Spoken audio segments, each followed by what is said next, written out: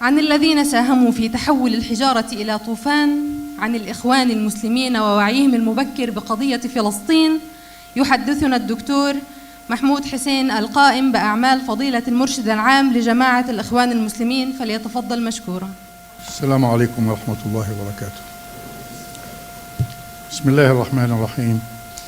الحمد لله رب العالمين، والصلاة والسلام على رسول الله وعلى آله وصحبه ومن والاه. الإخوة والأخوات الحضور، السلام عليكم ورحمة الله وبركاته. يقول الله تعالى: إن الله اشترى من المؤمنين أنفسهم وأموالهم بأن لهم الجنة يقاتلون في سبيل الله فيقتلون ويقتلون وعدا عليه حقا في التوراة والإنجيل والقرآن ومن أوفى بعهده من الله فاستبشروا ببيعكم الذي بايعتم به وذلك هو الفوز العظيم. يا أهلنا في غزة العزة، أيها الأبطال العظام، أيها الرجال البواسل، أيتها النساء الصابرات، أيها الأطفال الكبار، أيها المرابطون في أكناف بيت المقدس، هنيئا لكم جميعا شرف الجهاد في سبيل الله، هنيئا لكم اصطفاء الله لكم بمواجهة عدو الله وعدوكم، هنيئا لكم الشهادة في سبيل الله وبيعكم الذي بايعتم به، فاستبشروا ببيعكم الذي بايعتم به وذلك هو الفوز العظيم. نعم، يعتصر الألم القلوب والأفئدة لما تعانونه من صعاب وما يلحق بكم من أضرار وما يقع عليكم من كوارث آناء الليل وأطراف النهار، ولكن من كان الله غايته والرسول قدوته والقرآن دستوره والجهاد سبيله والموت في سبيل الله أسمى أمانيه، يستصغر هذه التضحية وتهون أمامه الدنيا، يستصغر هذه الصعاب وتهون أمامه الدنيا، ويستمسك بما معه من الحق ويصبر على لأواء الطريق ويستهين بالدنيا. يقول الله تعالى: وكأي من نبي قاتل معه ربيون كثير فما وهنوا لما أصابهم في سبيل الله وما ضعفوا وما استكانوا والله يحب الصابرين. الإخوة والأخوات، لقد كان التخطيط لاحتلال فلسطين محكما، وكانت الإرادة الاستعمارية لإنفاذ الوعد الآثم واضحة منذ البداية. تلك الإرادة التي عبر عنها وزير الخارجية البريطاني آرثر بيلفور في 2 نوفمبر عام 1917، والتي استهدفت إفراغ الأرض من أهلها وإحلال عصابات صهيونية جاءوا بها من كل حدب وصوب، وليعلنوا كيانا غاصبا لا وجود له ولا شرعية له ليكون بديلا عن فلسطين الوطن الأصيل.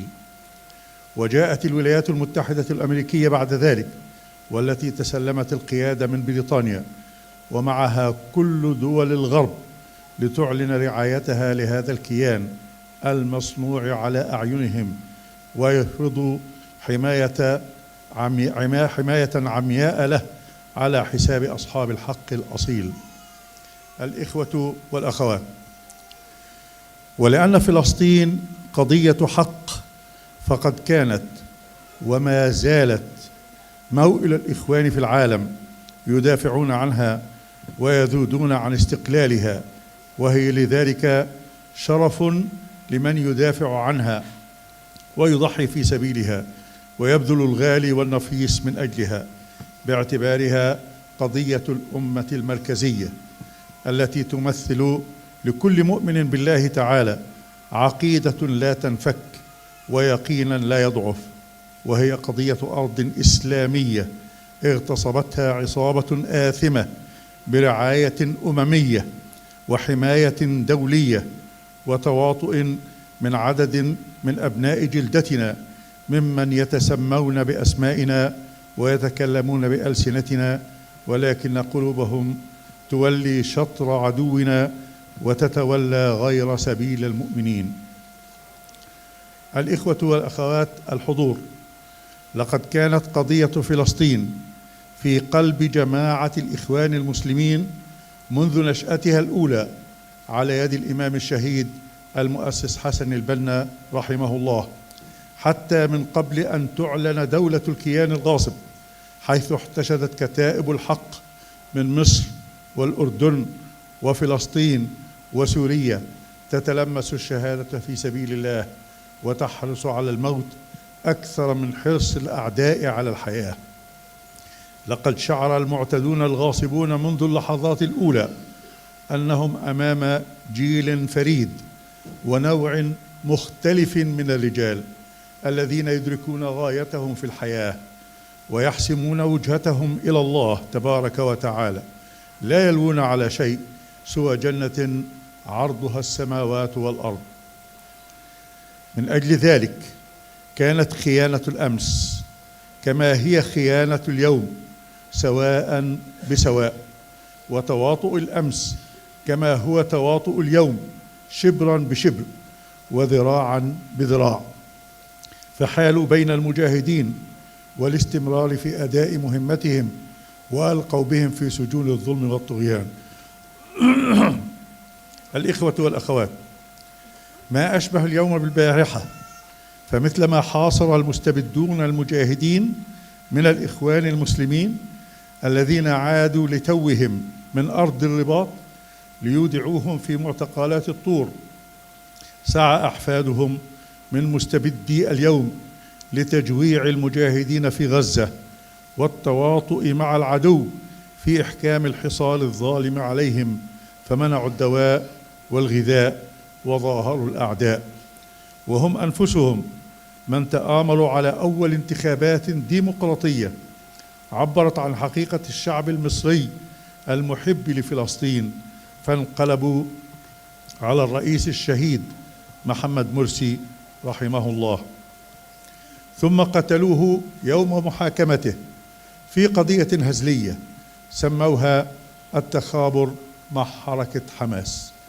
وقد اختاروا يوم هذه القضية تحديدا في إشارة واضحة إلى أن سبب قتله هو وقفته كالأسد الهصور ليعلنها أمام العالم واضحة جلية: لن نترك غزة وحدها. الإخوة والأخوات، لقد جاءت معركة طوفان الأقصى كاشفة فاضحة، فكشفت ما كان البعض يحاول تجميله، وفضحت البعض يحاول إخفاءه.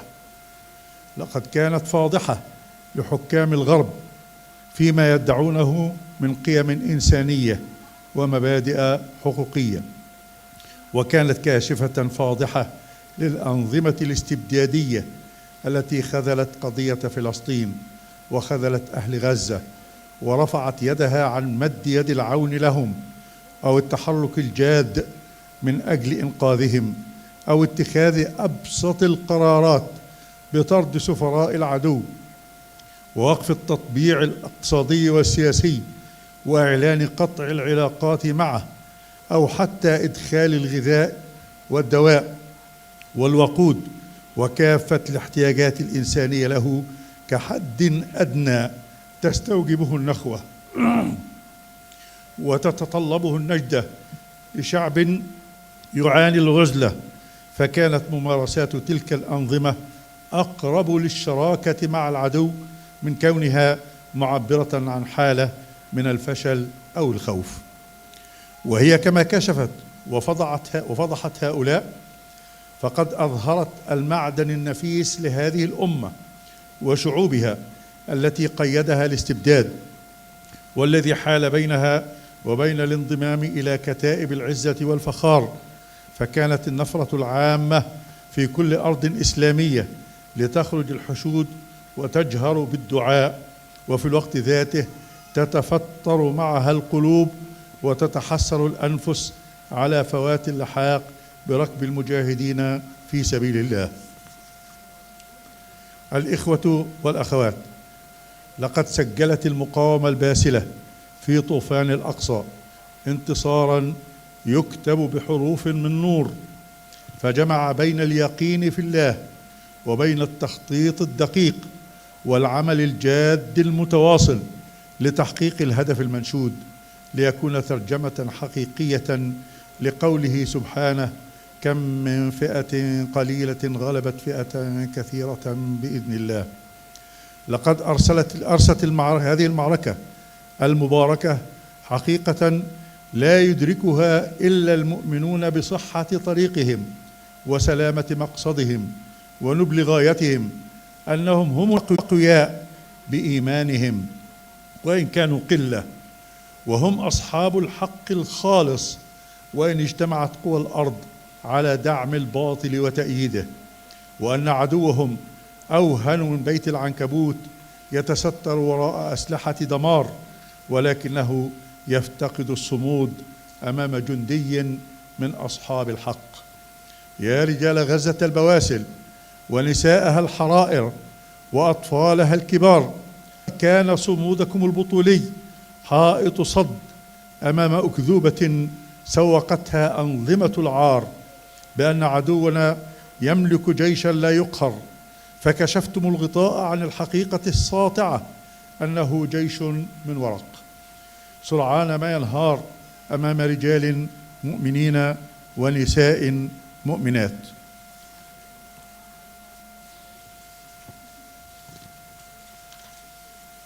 وفي الختام أقول لأهل غزة العزة: هنيئا لكم شرف الجهاد في أرض الرباط، هنيئا لكم تثبيت الله لكم، يثبت الله الذين آمنوا بالقول الثابت في الحياة الدنيا وفي الآخرة، ويضل الله الظالمين ويفعل الله ما يشاء. وأقول للشهداء: هنيئا لكم اصطفاء الله لكم، هنيئا لكم جنة عرضها السماوات والأرض بإذن الله تعالى. ونسأل الله عز وجل أن يلحقنا بكم شهداء في سبيله، ثابتين على طريقه، مستمسكين بدينه، إلى أن نلقى الأحبة محمدا وصحبه صلى الله عليه وسلم ومن سار على هديهم واتبع طريقهم من إخواننا الذين سبقونا بالإيمان.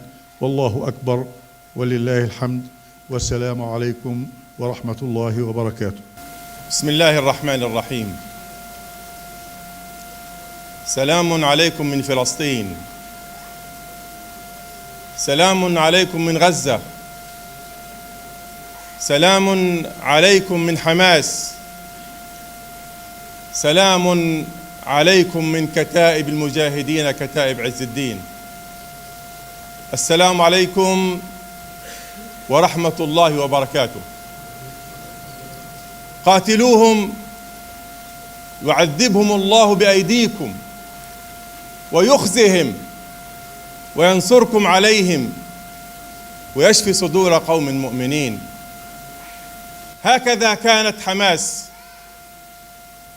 وهذا هو المنطلق، وهذه هي معالم المعركة: قتال في سبيل الله عز وجل، قتال من أجل فلسطين، قتال من أجل القدس، قتال من أجل الأسرى، قتال من أجل المقدسات، قتال من أجل الأقصى والحرمات.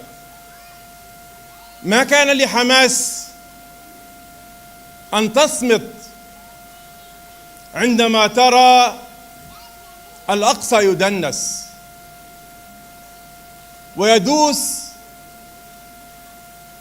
قطعان المستوطنين ومرتزقة الاحتلال داخل باحات المسجد الأقصى، حتى المصلى، حتى منبر رسول الله بأقدامهم. ما كان لحماس أن تصمت وترى هذا المشهد الصعب. من الصعب على حماس وكتائب القسام أن يروا النساء يسحلن في الشوارع والطرقات على مصاطب المسجد الأقصى المبارك وعلى أعتاب المسجد الأقصى المبارك، وفي الشوارع والطرقات والحواجز، وتكشف عورات النساء، وتعتقل النساء والفتيات، ويقتل العلماء والأطفال والشيوخ. ما كان لحماس أن ترى هذا المشهد وأن ترى هذا المنظر وتصمت أبداً، وما كان لحماس أن ترى المصحف يحرق داخل المسجد الأقصى وتصمت أبداً. ليست هذه حركة حماس، وليست هذه كتائب القسام. إن رأت كل ذلك ولا تقول كلمتها بالدم وبالسيف وبالبندقية والعبوة والصاروخ. نعم، هذه حماس. وعدوا لهم ما استطعتم من قوة ومن رباط الخيل ترهبون به عدو الله وعدوكم. نعم، ما كان لحماس أن ترى آلاف الأسرى والأسيرات يعذبوا ويحرموا من أبسط حقوق الإنسان، وينكل بهم ويقهرون في عائلاتهم وبيوتهم وأطفالهم ونسائهم. وجيش القسام كي ينتقم من العدو الصهيوني. ما كان لحماس أن ترى غزة تحاصر 16 عاما، حصار صعب، حصار اقتصادي وصحي، وفي كل أنواع التضييق والحصار مورس على حماس في غزة، على 2 مليون فلسطيني في القطاع. 17 عاما ونحن ننشد العالم وننشد الوسطاء وننشد كل من يتدخل لصالح القضية الفلسطينية أو يأتي كي يحمل رسائل أو يبلغنا رسائل، ولكن لم يفعلوا شيئا. فحان الأوان وجاء الطوفان، وكان طوفان الأقصى صوت الحق والقوة والحرية وقهر الاحتلال. كل ذلك كان يجري تحت سمع وبصر العالم أجمع، عربدة إسرائيلية في كل مكان، والعالم يتفرج، وحقوق الإنسان تسجل ولا تعمل شيء، والعالم كله يصمت. بل أن العالم كان عندما يقتل يهودي أو مستوطن تأتي التنديدات والحصرات والاستنكارات ونعت حماس بالإرهاب. وعندما يقتل المئات من أبناء شعبنا في الضفة والقدس وغزة والداخل محتل لا نرى إلا بعض الآهات. نعم، هذه هي الصورة وهذا هو الواقع. فكان لحماس أن تقول كلمتها. وضعت الخطط، فرق النخبة على جبهات القتال دون أن يعلم بهم أحد إلا الله وثلة قليلة من قيادة المجاهدين. نعم، كان يأتينا الوسطاء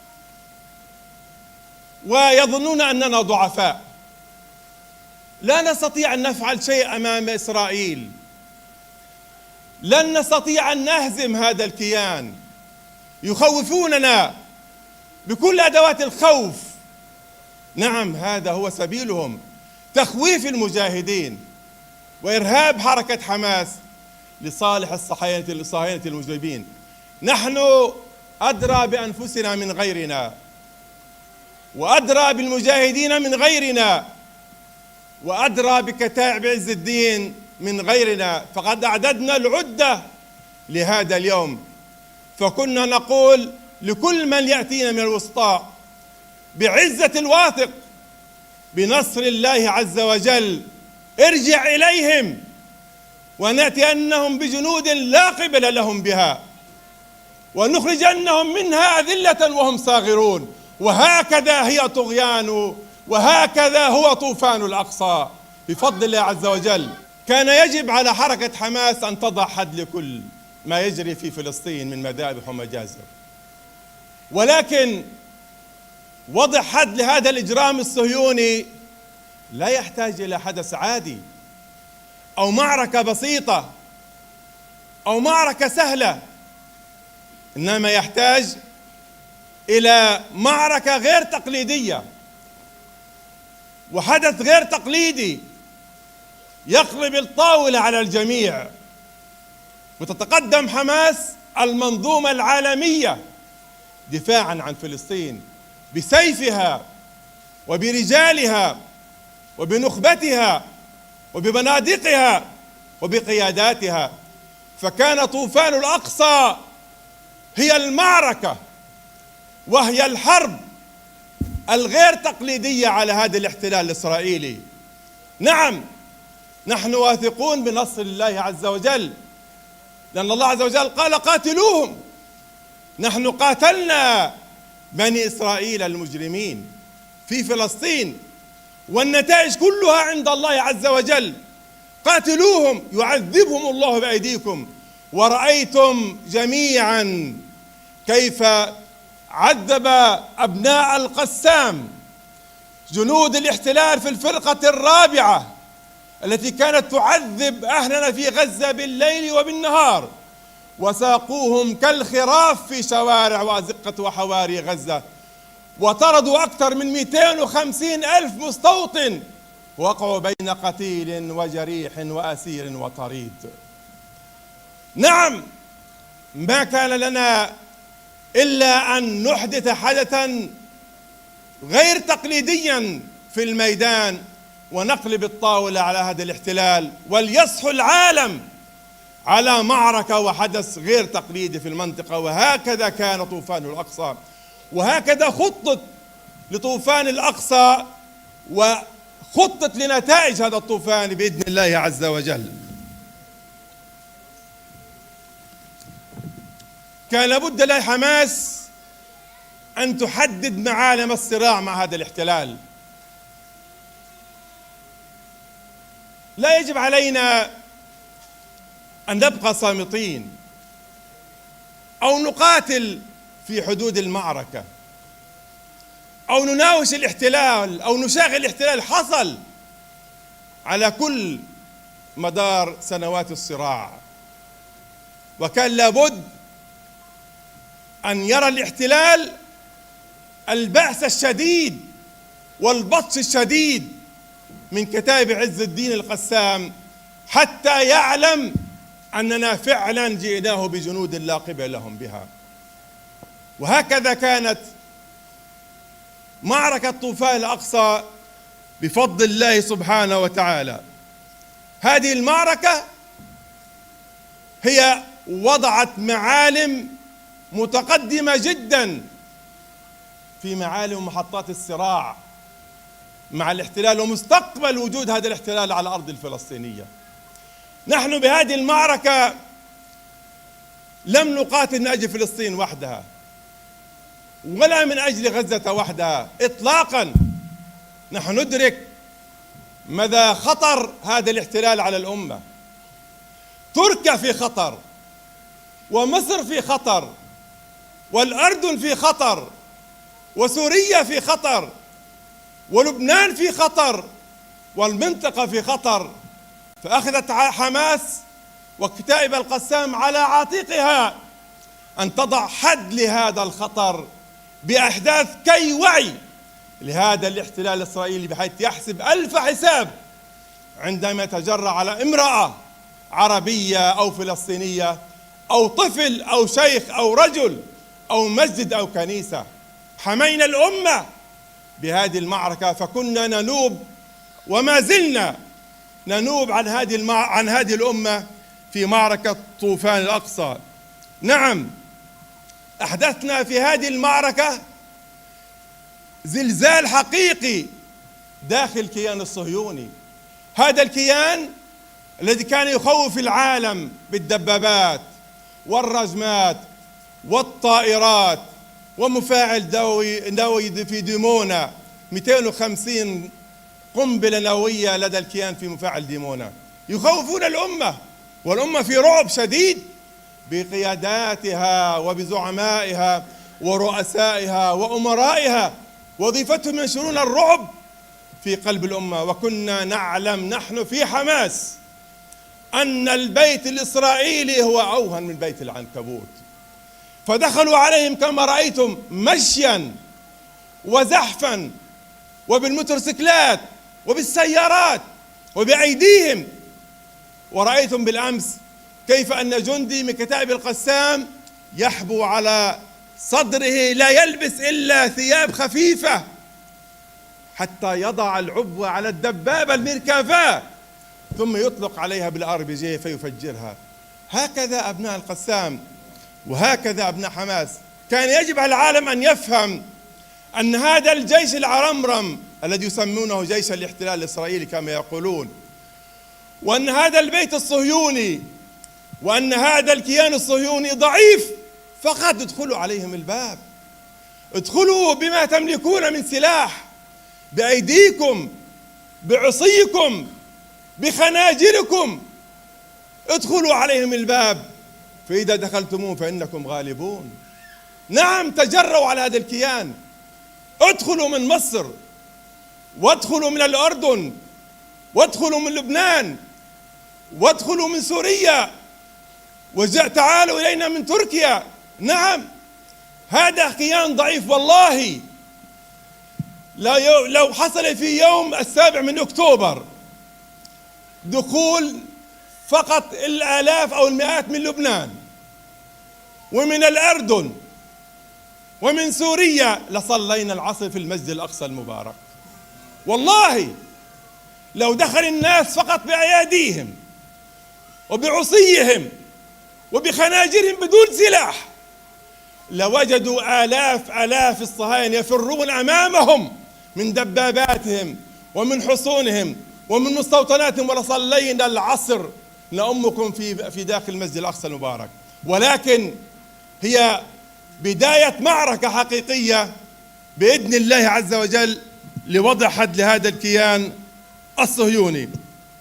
طوفان الأقصى كشفت كل الأقنعة الزائفة من المتخاذلين ومن المرجفين ومن المنافقين ومن الكذابين الذين سوقوا للناس عبر النياشين أنهم حماة الأمة وحماة الشعب وحماة فلسطين.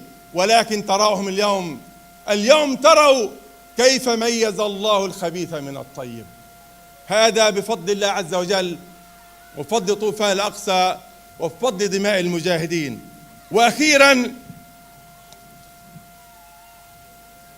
هذه المعركة الحقيقية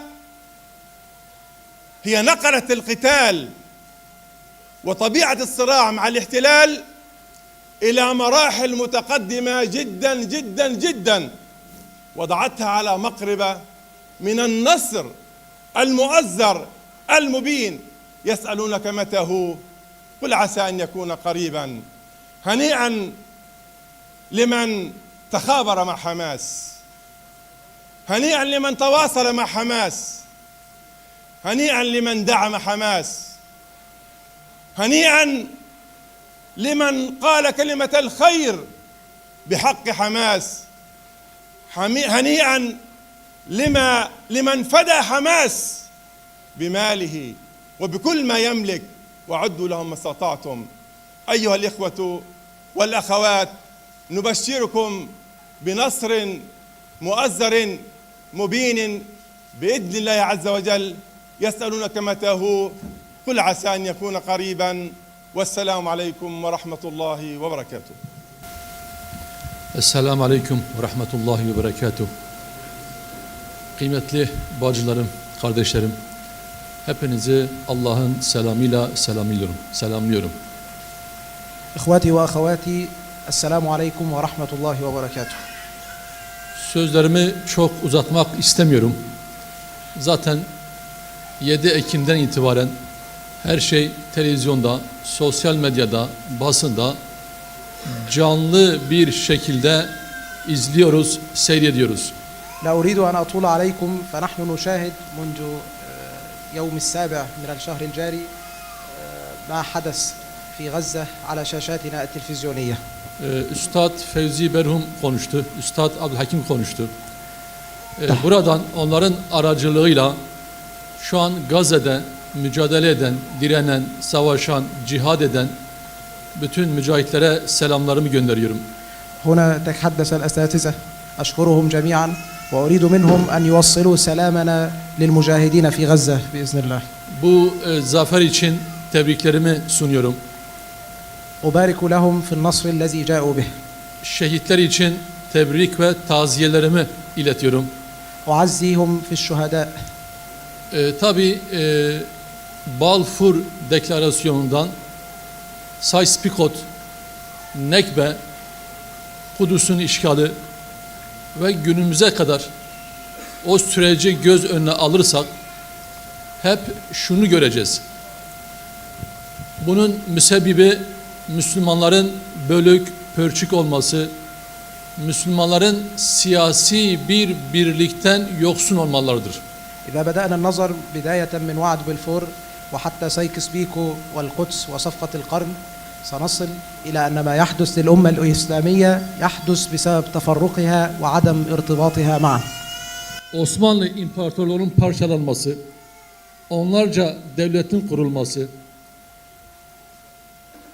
ve Müslümanlar arasındaki kardeşlik şuurunun bitirilmesi, سقوط الدولة العثمانية وتأسيس عشرات من الدول على بعد عقب الدولة العثمانية واختفاء شعور الأخوة الموجود بين الأمة الإسلامية أدى إلى İslam coğrafyasında güçlü bir devletin ortaya çıkmasının engellenmesinin, أدى إلى منع ظهور دولة قوية من الدول المسلمة والإسلامية. ana bir sebebi var. هناك سبب رئيسي لهذا الأمر. Siyonist işgalci rejimin güvenliğinin sağlanması, kalıcı hale getirilmesidir. وهو أن يتم الصهاينة مهامهم ويبقوا على هذه الأرض. Mısırlı kardeşlerimin Türkiye'de muhacir olması, Suriyelilerin muhacir olması, Sudan, Moritanya, Irak, bunun yegane sebebi işgal rejiminin kalıcı hale getirilmesidir. وجود المهاجرين المصريين والسوريين والسودانيين والموريتانيين هنا في تركيا سببه الرئيسي هو بقاء الصهاينة على أرضنا. Allah rahmet eylesin. Şehit Muhammed Mursi eğer bugün sağ olmuş olsaydı ve Mısır'ın başında olmuş olsaydı kesinlikle Gazze, Filistin bu durumda olmayacaktı. رحم الله الرئيس الشهيد الدكتور محمد مرسي إذا كان اليوم موجودا على رأس مصر لما حدث الذي يحدث في غزة. Kardeşler, bu saatten sonra Birleşmiş Milletler'den, Avrupa Birliği'nden, uluslararası kurum ve kuruluşlardan herhangi bir beklenti içerisine girmeyelim. لا تنتظروا شيئا من بلاد أوروبا والدول الغربية بعد هذه اللحظة. İnsan hakları, demokrasi, bunlar hepsi bizi oyalamak için uydurmuş oldukları kelimelerdir. حقوق الإنسان والديمقراطية هي كلمات ألفت لتخدعنا. Biz kendimize bakalım ve Müslümanlara çağrı yapalım. أنا أنادي عليكم وأنادي المسلمين وأدعوهم. Eğer Kudüs ümmetin ortak değeri ise, Filistin meselesi ümmetin bir sorunu ise, bu sadece Gazze'nin, Filistin'in kaldırabileceği bir yük değildir. إذا كانت القدس وفلسطين أمر يخص الأمة الإسلامية إذا فأهل غزة وأهل فلسطين لن يستطيعوا تحمل هذا الثقل عليهم. Bütün bu saydığım sorunların çözüm noktası ümmetin birliği, ümmetin vahdetidir. كل هذه المشاكل التي عرضتها عليكم حلها الوحيد هو في اتحاد الأمة الإسلامية من جديد. Az önce Üstad Fevzi Berhum güzel bir misal verdi. Dedi ki Ürdün, Lübnan, Suriye, Irak silahlarla değil sopalarla eğer Filistin'e girmiş olsaydı şu anda işgal rejimini darmadağın ederlerdi. أعجبني ما قاله الأستاذ فوزي برهوم بخصوص أنه قال إن العراق والأردن إذا قرروا التحرك بدون استخدام أسلحة فقط بالعصي فسينهار الاحتلال. Fakat şunu ifade edeyim. Hem mahcubiyetimi hem de acımı ifade edeyim. Bize düşen, yapmamız gereken şu anda bizim Filistinli kardeşlerimizin yanında onlarla birlikte şu anda mücadele etmemiz gerekirdi. من المفترض بنا الآن أن نكون واقفين بجانب إخواننا في فلسطين معهم نحارب معهم. İnşallah Allah'tan temennim, umudum bundan sonra olaylar değerlendirilirken, şahsiyetler değerlendirilirken hep 7 Ekim öncesi ve 7 Ekim sonrası diye tarif edilecektir. 7 Ekim bir milat olmuştur. إن شاء الله سيتحول تاريخ 7 أكتوبر 7 أكتوبر إلى مرحلة يقيم قبلها الاحتلال بشكل مختلف وبعدها بشكل مختلف. Ümmetin suskunluğu, çocuk kadınların şehit olan cesetleri gerçekten bizi kahrediyor, perişan ediyor. سكوت الأمة والناس يقتلون والأطفال يقتلون يقهرنا ويجعلنا في شعور سيء. Ama ümit varız Allah'ın izniyle. Allahu Teala muhakkak surette zaferi nasip edecektir. ولكننا نؤمن أن الله سيحقق النصر إن شاء الله. Zaferin yolu cihattır. Selahaddin Eyyubi'nin yoludur ve direniştir. طريق النصر هو الجهاد هو طريق صلاح الدين ومقاومته. İnşallah kısa sürede Özgür Kudüs'te hep birlikte namaz kılarız ve sadece Filistin değil, Mısır, Suriye, Irak, Sudan, Tunus, bütün İslam coğrafyası özgürlüğüne kavuşacaktır. إن شاء الله سنصلي معا في المسجد الأقصى وفقط لن تكون فلسطين هي من تحررت بل بلاد المسلمين جميعا. Buradan tekrar Fevzi Berhum aracılığıyla Gazze'li mücahitlere selamlarımı iletiyorum. Onların yanında olmasak bile kalbimiz, duamız, gönlümüz onlarla beraberdir. ومن هنا من جديد أود من الأستاذ فوزي برهوم أن يوصل سلامي للمجاهدين ويخبرهم أننا معهم بقلبنا. Esselamu Aleyküm ve Rahmetullahi ve Berekatuhu.